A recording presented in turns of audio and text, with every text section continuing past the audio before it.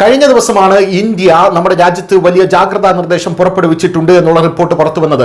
ആഭ്യന്തര മന്ത്രാലയമാണ് നമ്മുടെ രാജ്യത്ത് ഇറാനിൽ നടക്കുന്ന യുദ്ധത്തിന്റെ പുറമെ വലിയ ജാഗ്രതാ നിർദ്ദേശം പുറപ്പെടുവിച്ചിട്ടുണ്ടായിരുന്നത്. ഇറാനെ അനുകൂലിക്കുന്ന എല്ലാ ആൾക്കാരെയും നിരീക്ഷിക്കണമെന്നാണ് നമ്മുടെ രാജ്യത്ത് നമ്മുടെ ആഭ്യന്തര മന്ത്രാലയം നൽകിയ നിർദ്ദേശത്തിൽ പറയുന്നത്. പ്രോ ഇറാനിയൻ പ്രീച്ചേഴ്സിനെ അടക്കം വലിയ രീതിയിൽ നിങ്ങൾ നിരീക്ഷിക്കണമെന്നുള്ള റിപ്പോർട്ടുകൾ പുറത്തു വന്നതിന്റെ സാഹചര്യത്തിൽ ഇപ്പോൾ ഇതാ ഇന്ത്യ ദ്രുതഗതിയിൽ ആയുധങ്ങൾ വാങ്ങിക്കൂട്ടുന്നു എന്നുള്ള മറ്റൊരു റിപ്പോർട്ട് ഇപ്പോൾ പുറത്തു വരികയാണ്.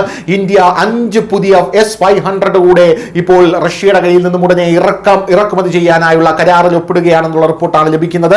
അത് നമ്മുടെ സുദർശൻ വ്യോമ പ്രതിരോധ സംവിധാനത്തിൽ ആഡ് ചെയ്യാനാണ് എന്നുള്ളതാണ് പ്രധാനപ്പെട്ട കാര്യമെന്ന് പറയുന്നത്.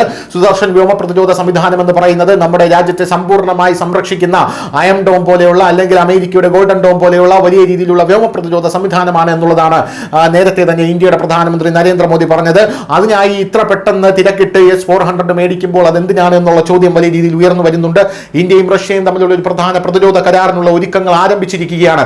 അതിർത്തികൾ കൂടുതൽ ശക്തിപ്പെടുത്തുന്നതിനായി റഷ്യയിൽ നിന്നും പുതിയ 5 S-400 വ്യോമ പ്രതിരോധ സംവിധാനങ്ങൾ കൂടി വാങ്ങാൻ ഇന്ത്യ തയ്യാറെടുക്കുകയാണ്. കരാർ ഒപ്പിട്ടാൽ മൊത്തം 10 S-400 വ്യോമ പ്രതിരോധ സംവിധാനങ്ങൾ ഇന്ത്യയുടെ കപ്പലിൽ ഉണ്ടാകും.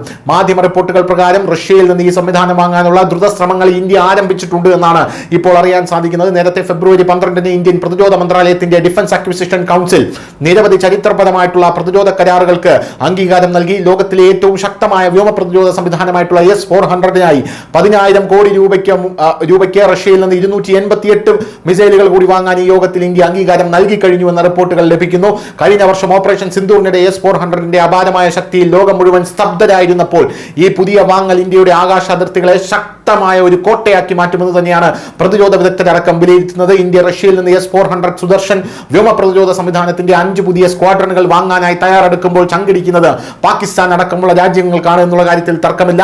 ഓപ്പറേഷൻ സിന്ദൂർ എന്ന സമയത്ത് പാകിസ്ഥാൻ വിമാനങ്ങളെയും അവരുടെ സൈനിക താവളങ്ങളെയും S-400 സംവിധാനം കൃത്യമായി ആക്രമിച്ചത് ഇന്ത്യൻ സൈന്യത്തിന്റെ ആത്മവിശ്വാസം വർദ്ധിപ്പിച്ചിട്ടുണ്ട്.